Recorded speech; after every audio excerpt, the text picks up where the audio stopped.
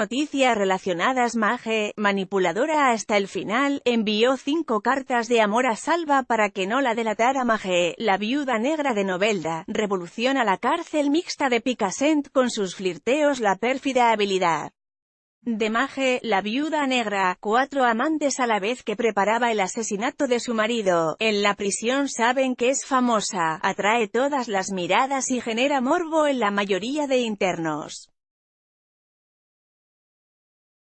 Tiene mucho éxito y se aprovecha de la situación. Se llama María Jesús Moreno Cantó, más conocida como Maje, y es la viuda negra de Novelda, Alicante.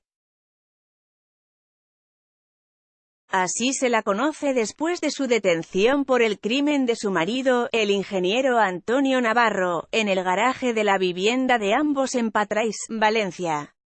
Esta enfermera, para quien el fiscal pide 22 años de prisión por planificar el asesinato junto a su amante Salva, ha revolucionado la cárcel valenciana de Picassent. Si cuando se casó con su marido mantenía 4 romances a la vez, su vida entre rejas no ha cambiado en absoluto. De hecho, en los 2 años que lleva en prisión Maje ha seguido el mismo modus operandi amoroso, salvo sin ordenar que maten a su marido. Según fuentes consultadas por El Español, la acusada de asesinato ha mantenido 2 relaciones formales, mientras ha tenido líos con numerosos reclusos, algunos de ellos con gran poder dentro de la prisión, y con los que ha protagonizado escenas más que eróticas en las zonas comunes de la cárcel. El último ocurrió a finales de verano en la piscina del centro penitenciario. En aquel momento, María Jesús ya tenía una relación con David, un recluso condenado por homicidio y con el que ha tenido al menos un vis a vis, según apuntan a este diario. No obstante, el escándalo sexual en esta ocasión no fue con él, sino con su último amante, Amador Vidal. Vidal, 59 años, un recluso multireincidente que cumple condena por haber abusado sexualmente de una menor de 13 años.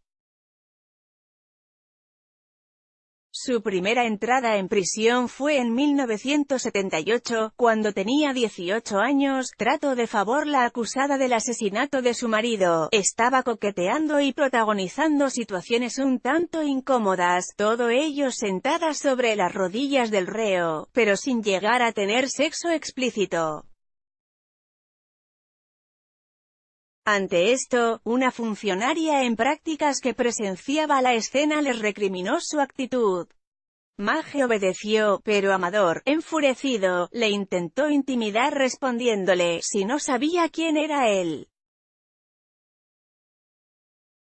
En ese momento, Vidal ejercía de ordenanza en el polideportivo, un cargo de responsabilidad que otorgan los funcionarios a reos de confianza.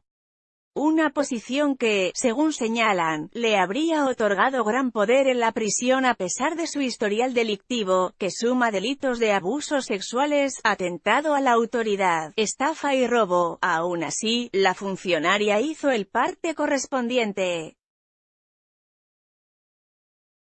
Dada la actitud de menosprecio hacia la trabajadora, la dirección de la cárcel le abrió un expediente disciplinario y lo trasladó a la unidad de cumplimiento, donde debía cumplir una sanción de 18 días de privación de paseos. El castigo duraría poco. A los pocos días el interno volvió a la zona de cumplimiento, donde pronto se le requirió de nuevo para su labor en el polideportivo. Allí sigue impartiendo clases de boxeo y elabora listas de grupos para los reos. Muchos presos creen que como da clases no es un interno, y eso le otorga todavía más poder, manifiestan, un hecho que los sindicatos han visto como un trato de favor por parte de instituciones penitenciarias. Según explican a este diario, Amador Vidal se mueve como pez en el agua, y suma numerosos privilegios gracias a su padrino en el equipo de tratamiento. Desde que sucedieron los hechos con Maje, el reo ha tenido ya 2 permisos para salir de prisión. La viuda negra de Novelda se habría acercado a él, entretanto, para gozar también de sus privilegios y estar más tiempo en el polideportivo en vez de en el patio con el resto de presos. En este sentido, denuncian que presos como Amador Vidal gozan de beneficios, mientras los funcionarios se enfrentan a agresiones diarias y en una posición de inferioridad ante la falta de plantilla, seguridad y medios en las cárceles españolas.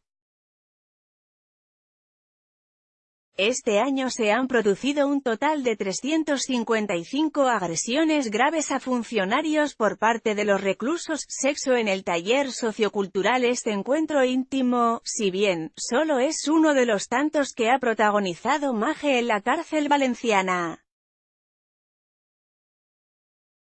Además de su gran capacidad de seducción, la acusada se vale de cartas que escribe a sus novios o amantes para quedar con ellos en diferentes espacios.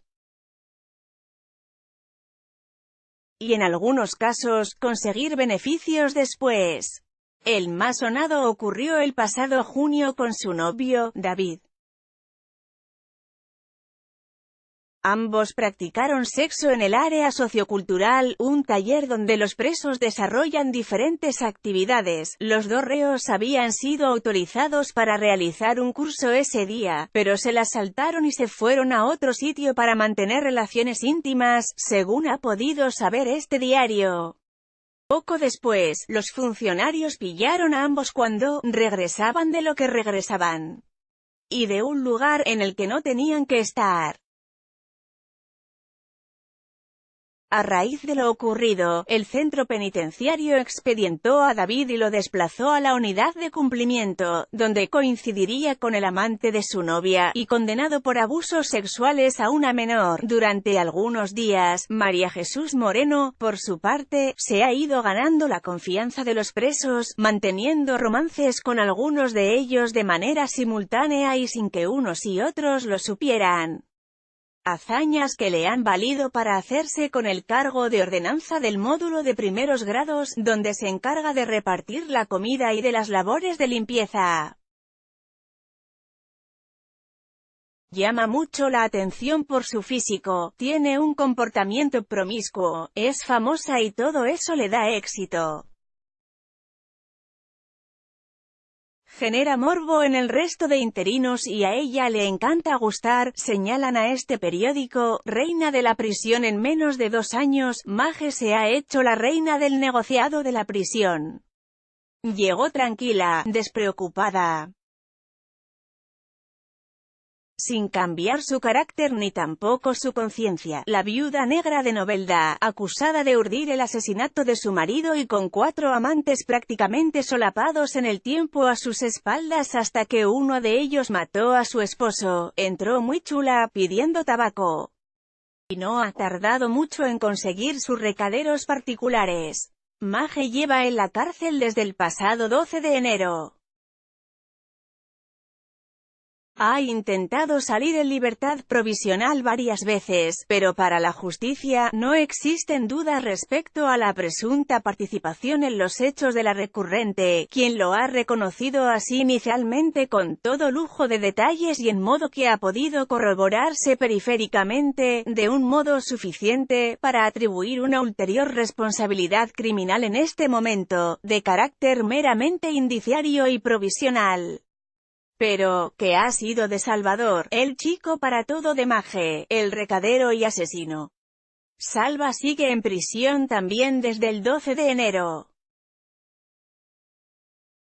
Allí está hundido y desolado porque le llegan todas las noticias de las actividades de Maje con otros internos. Está muy jodido, sabe que ella está haciendo lo que quiere con quien quiere y él está ahí por su culpa. Antes de acometer el asesinato, Salva lo cambió todo por satisfacer a Maje, 20 años menor que él, tenía una vida plena, una familia, una casa, padre de 2 hijos y un trabajo como auxiliar de enfermería. Ambos mantienen una relación extramatrimonial que empieza antes de la boda de Maje y que sube de intensidad a medida que sendos matrimonios se desmoronan. Ellos se conocen en el trabajo. En verano, Maggie tiende ya la trampa, le confiesa, entre lágrimas, que su marido la menosprecia y la maltrata. Nadie tiene constancia de esos presuntos malos tratos. De hecho, no hay denuncia alguna. Pero Salvador la cree y le hace una promesa: te voy a quitar ese peso de encima.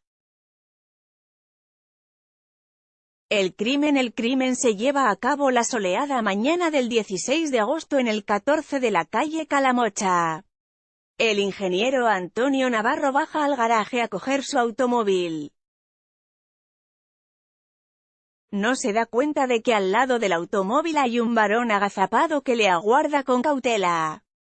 Cuando Antonio llega al coche, el asesino sale de su escondite blandiendo un puñal. Le asesta 8 navajazos certeros en el tórax. La autopsia reveló después que la puñalada recibida en el corazón fue la que acabó con su vida. El cadáver fue descubierto a las 3:30 de la tarde por un vecino del bloque que estaba aparcando su moto.